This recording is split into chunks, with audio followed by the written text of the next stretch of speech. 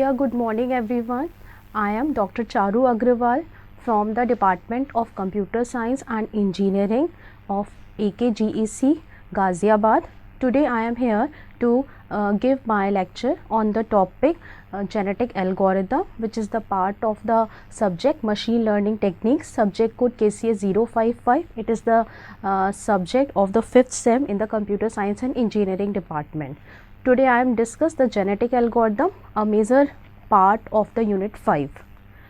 Actually, in machine learning, we are trying to create the solutions to some problems either by using the data or the examples. So we have some data, and based on that data we create some kind of the solutions, and to solve that particular kind of the problem we develop the models. The models actually trained with the help of the data which is available to us, and we create the train the model on the that data, and after we have a trained model we can use that model for the testing purpose. So basically there are the essentially two ways to do this. One is the solution is constructed from the data, means the decision tree like have the induction by the ID3 and the nearest neighbor classification. These are the examples of creation of the solution by the construction, in which the data is available to us, and with the help of the data we apply on that data the ID3 algorithm, and we can develop the decision tree. Similarly, we can have the nearest neighbor classifications also, and we have learned in the unit 1, 2, 3, 4 the various methods that through which we can develop the model based on the data. The other method is that uses some search method is used in that to search over a class of the candidate solutions to find an effective one. So this is the another way to solve the problems, in which actually we have we apply the search method, and we have a number of the solutions, and we need to find out which is the best solution. So actually in this way we actually think the problem as the optimization problem. So in that case we can use a gradient descent algorithm to search over a space of neural network weights to find those which affect a particular input output mapping. Actually it is an example of the use of the search method. So we can already discussed we have already discussed about the gradient descent algorithm in case of the logistic in case of the regression, and in the unit 4 in case of the neural network also. So basically gradient descent algorithm is also kind of the optimization, in which we try to find out the minimum of the function.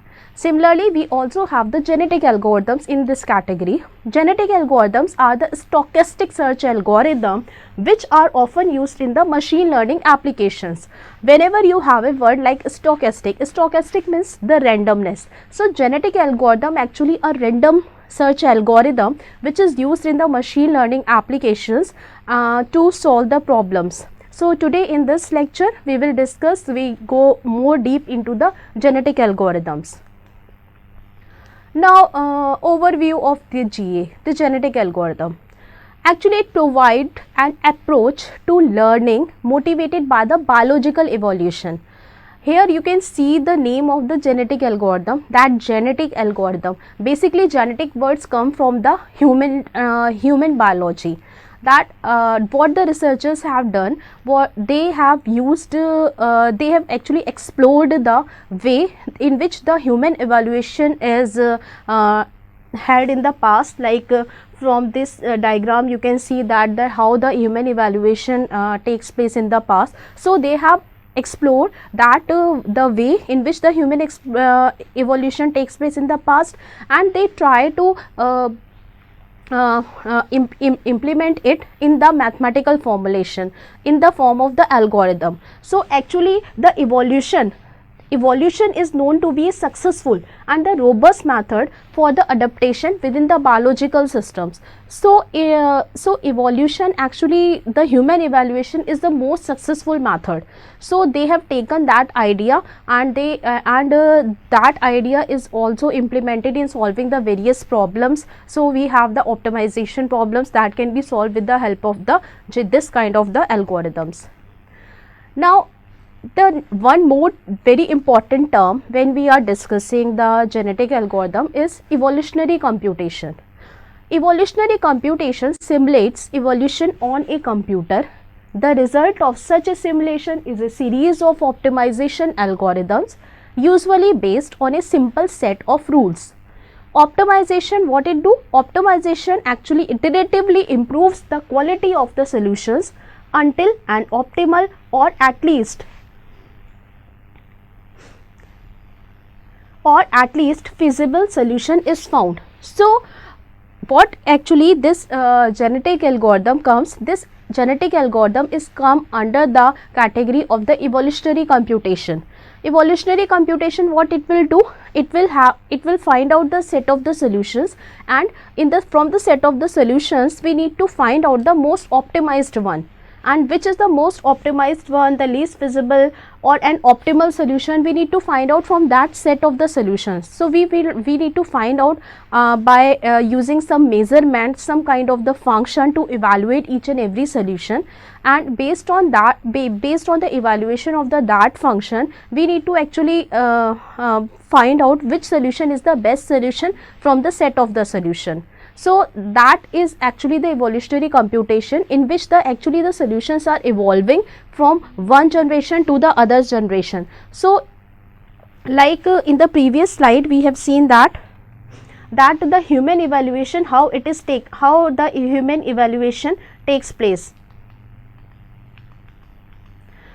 How the human evaluation takes place in the past. So the humans are evolving generation by generation. So in the similar way, in the evolutionary computation, we start with a set of the solutions, and that set of the solution is evolved based on some computation, and in the next generation again the set of the solution is evolved, or some new traits are added into that generation, and that generation is evolved, and and those traits pass to the next generation, and from that generation and some behavior is passed to the next generation. So we can see that how the humans are evolved from the past to the present date. So in the similar way, in the evolutionary computation, the solutions are find out, so we try to find out the solutions, so it can be considered as the optimization problem also. Evolutionary computation actually can be studied under the two categories here. One is the genetic algorithm and second one is the genetic programming. Genetic algorithm, what happens in the genetic algorithm? Actually the solutions are evolved to certain fitness criteria, whereas in the genetic programming, entire computer programs are evolved to certain fitness criteria. So you can see the difference. In the genetic algorithm, we have a set of the solutions, and those solutions are evolved from one generation to the other generation based on some fitness criteria. Whereas in the genetic programming, we are not having a set of the solutions, we are having the computer programs, and in that case the computer program is actually evolved from one generation to the other generations based on the fitness criteria. Now let's have a more deep into the genetic algorithm. It is basically a general optimization method that searches a large space of candidate objects. Candidate objects can be considered as the hypothesis or the population. In case of the machine learning, we generally consider a set of the solutions as the hypothesis, but in case of the GA, we consider the set of the solution as the population. Okay, so it is a general optimization method that searches a large space of candidate objects, seeking one that perform best according to the fitness function. Okay, fitness function is basically a numerical measure, a function through which we actually compute whether that particular solution is a good one or not. So for that we use a function, and that function is basically known as the fitness function. So what the GA is? GA is considered as an optimization problem. So these three lines actually tells you the whole about the GA. You can understand about the GA from these three lines, that what the genetic algorithm do, it's basically an optimization method in which we have a set of the solution, and that set of the solution can be considered as the population, and from that set of the solutions we try to find out the best solution, and that best solution we can find out based on the value of the fitness function. But it is not guaranteed to find an optimal solution. Okay, it may be possible that you don't have the optimal solution at the end, but you have at least a good solution. So it is broadly applied on the optimization kind of the problems, machine learning techniques, circuit layout, job scheduling, and so on. So there are the various ways, various domains in which you can apply the genetic algorithm to solve the problems. Now, genetic algorithm generation cycle, that how the this whole process is going on. So what we do, we start. Let's come from this point. Let's start, and what you need to do, you need to generate the initial population randomly. Okay, suppose you have set down in your problem that the size of the solution is suppose 10. So what you need to do, you need to generate the 10 solutions randomly at the initial stage. What you need to do, you also need to have a fitness function. You need to define for your problem the fitness function. So at the initial stage, what you need to have, you need to have a set of the solutions which you can generate randomly.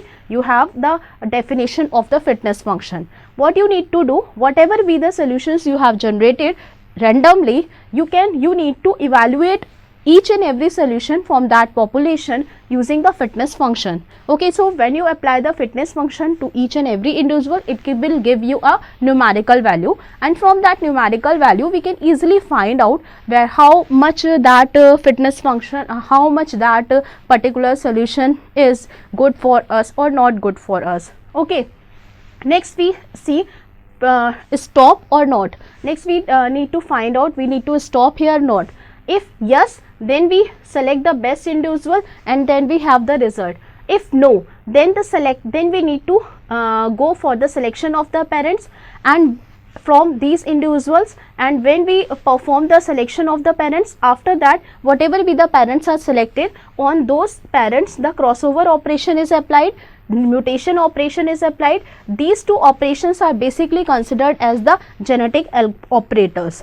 And after performing these three operations, again each and every individual is what it is done, they are evaluated using again the fitness function. So after after calculating the fitness function of each and every individual, we again need to see whether now we need to stop our algorithm, we need to stop our program or not. Now here, what are the stopping criterias? Here we can stop when we have reached the maximum number of the generations. Like first we go for this, initially we have suppose the 0th generation or the first population you can say, then we have the second population, then we have the third population, then we have the fourth population. So in the similar way you can see that if suppose we have decided that we go for maximum for the 10 generations, so we can check here that whether it is maximum of 10 generations. If it is, then we go and select the best individual and we stop. If suppose, or the other stopping criteria is that we have achieved the best fitness value, whatever we have decided for our problem. So if we have the solution with the best fitness value, then again we stop and just take out the best individual from the set of the population, and then we have the result. Okay, so in this way we can also proceed, and this is the whole generation cycle that actually used in the genetic algorithm, that we have initially set of the population.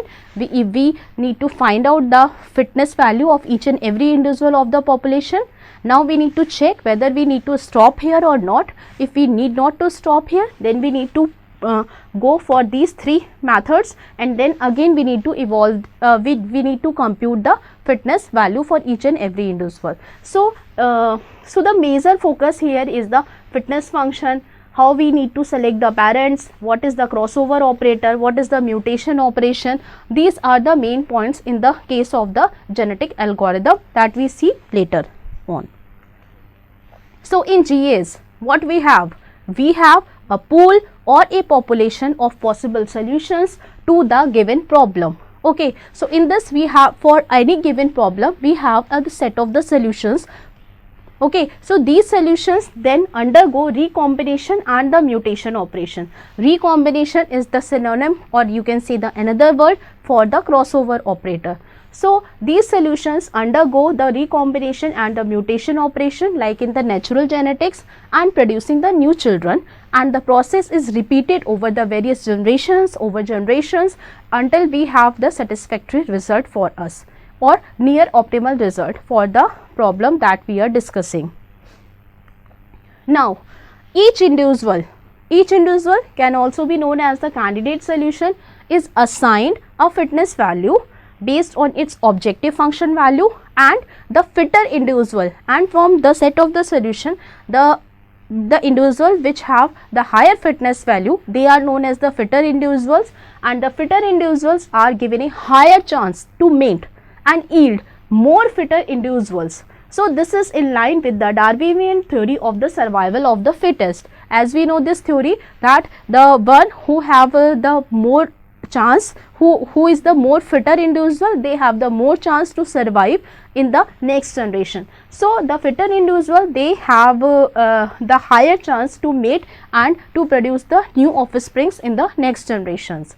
In this way, what we actually this is doing, in this way we keep evolving better individuals or solutions over generations till we reach a stopping criteria. Okay, so in this way what we can do, what this algorithm is actually doing, this algorithm is basically evolving better individuals or solutions over the generations until we reach the stopping criteria. The stopping criteria may be the number of the generations or till we have the optimal solutions for our problem.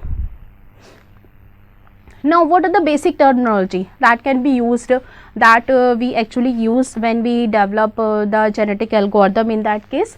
Like suppose this is the set of the population.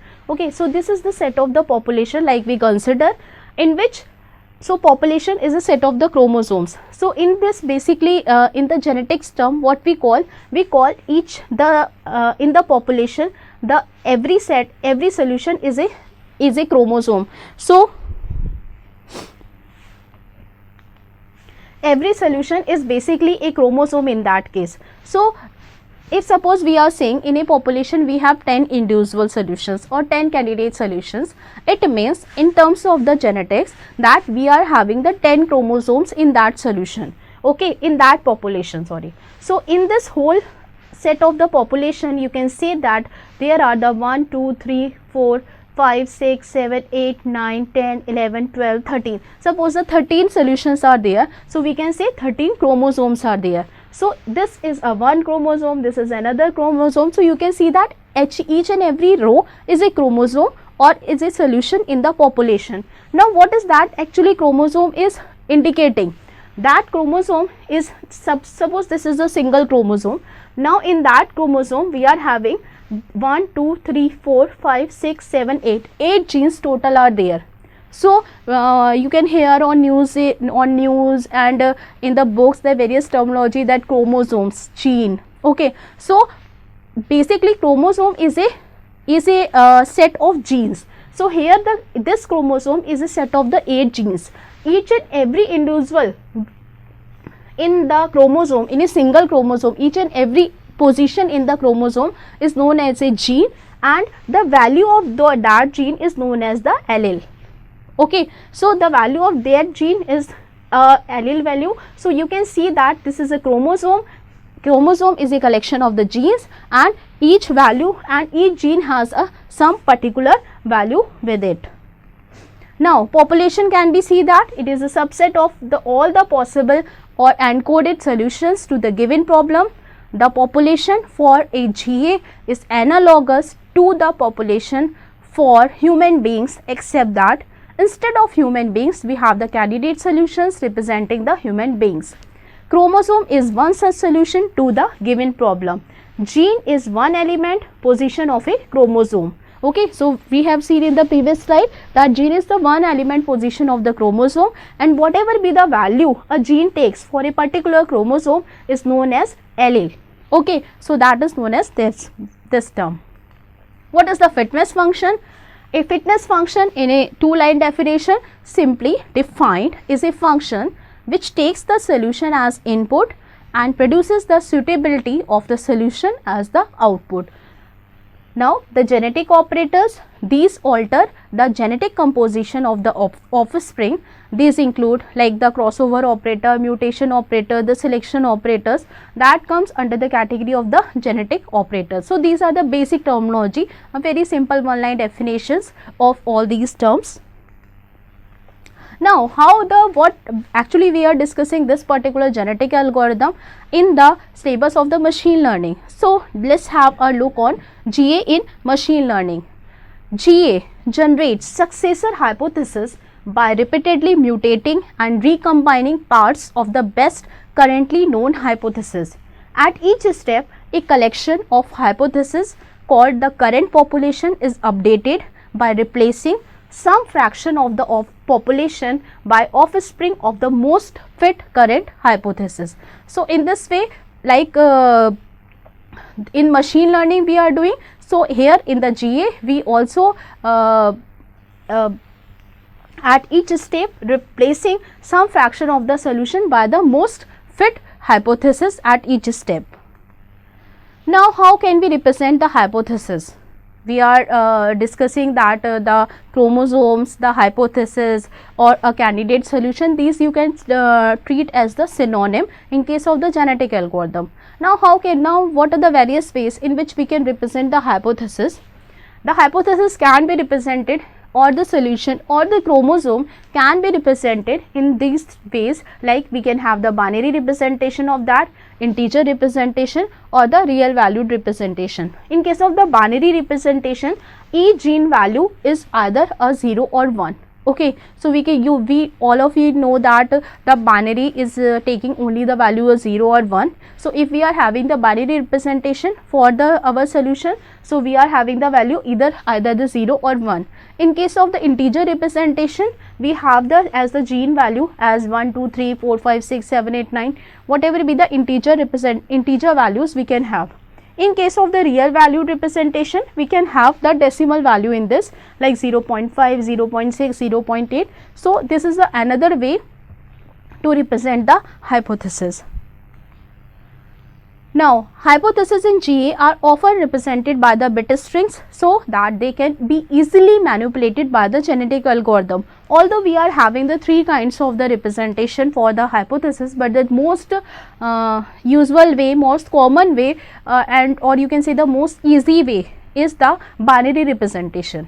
For example, it can be represented by the set of the if then rules, can be easily represented in this way, like in case of the the binary representation. Like this is you can see from this slide that this is a very common table in our machine learning technique subject. Like this is an example of the play tennis, in which there are 14 instances are listed, and this is a supervised type of data, in which this data is actually telling us whether that particular person will play the tennis on the set of the particular conditions or not. This play tennis column is actually the target column for this. So here we are having the four variables, or you can say outlook, temperature, humidity and wind. These are the four features, and the play tennis is the target column. So these are the 14 instances which are given to us for the training purpose, and based on these we need to train our model, and we need to find out whether on a given set of the values of the outlook, temperature, humidity and wind conditions, whether that particular person will play the tennis on that day or not. So now the question is, how can we deal with such kind of the problems in case of the genetic algorithm, or how we can represent such kind of the data in case of the genetic algorithm. So here we are I am giving the example by considering a variable like the outlook variable. So here we are having the four variables. So I am considering the first one, outlook variable. You can see from this, the outlook variable is taking the three values. One is sunny, overcast and rain. So the outlook feature or the outlook variable can take three types of the values: sunny, overcast and rain. So we can see that it can take three values: sunny, overcast or rain. Now to represent this outlook, use a bit string of length 3, because so first what we need to do, first we need to find out whatever be the attribute we are taking, whatever be the feature we are taking, how many values it allows. So it allows 3 values. So for to represent the outlook, we can use the 3-bit a bit string of length 3, in which each bit position corresponds to one of its 3 possible values. Okay, so here we are having the 3 possible values: sunny, overcast or rain. Okay, so we can use a bit string of length 3 to represent the outlook attribute. Like you can see from this, if outlook equal to overcast, so we can have the bit string like 0, 1, 0. So it means whenever that bit string is having the value 0 at a particular position, it means that value is absent. Okay, if the outlook equal to overcast, then we have the 0, 1, 0, means sunny is not present, overcast is 1, so overcast is 1, it means outlook is equal to overcast, rain is equal to 0. Okay, so if outlook equal to overcast, in that case bit string value is 0, 1, 0. If outlook equal to overcast or rain, okay, in that case your bit string is 0, 1, 1, any of the value can be 1. Oh, so you can see it is more generalized one, in which the 2 values are allowed. In that case only one value is allowed. Now note that if all these 3 values are equal to 1, 1, 1, it means it represents most general possible constraint, means attribute can take any possible value. Okay, so the most general constraint can be represented by the 111, which what does it mean? It means that this outlook attribute can take any of the value, like it can take the value of the sunny, overcast or rain. So any of the value is allowed and it can be treated as the most general representation. Now fitness function. The fitness function simply defined, it can be simply defined as a function which takes a candidate solution to the problem as input, means they are taking as input the solution, the individual solution or the candidate solution or the hypothesis, and produces as output how fit or how good the solution is with respect to the problem in consideration. Whatever be the problem we are having, that we are dealing with, then it tells us the how good or bad solution is that. It defines basically the criteria for ranking potential hypotheses and for probabilistically selecting them for inclusion in the next generation population. So you can see that this fitness function is playing a very important or major role when you are developing or any genetic algorithm formulation for your application, because this is the function which actually tells you that particular solution how much it is good for us or how much it's not good for us. Okay, so whether we need to consider that particular solution in the next generation or not. In that case, for deciding that, this fitness function is actually playing a major role.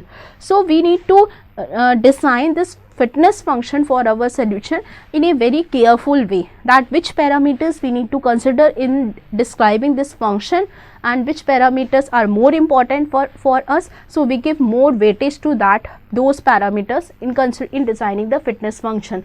So it actually tells us the criteria for ranking potential hypotheses and for probabilistically selecting them for inclusion in the next generation population. For classification tasks, for example, fitness function must have a component that scores classification accuracy of the rule over a set of the training examples. Okay, so and for like the examples playing chess, fitness could be defined as the number of games won by the individual when playing against other individual in the current population. So you can see that how it is basically it's good that for playing the chess we can consider the fitness function as the number of the games which when the that individual have won in that current population against the other individuals. It may be possible that the individual which are winning more games, that individual is considered as the more better solution to be participated into the next generation. Okay, so a fitness function should possess the following characteristics. The fitness function should be sufficiently fast to compute.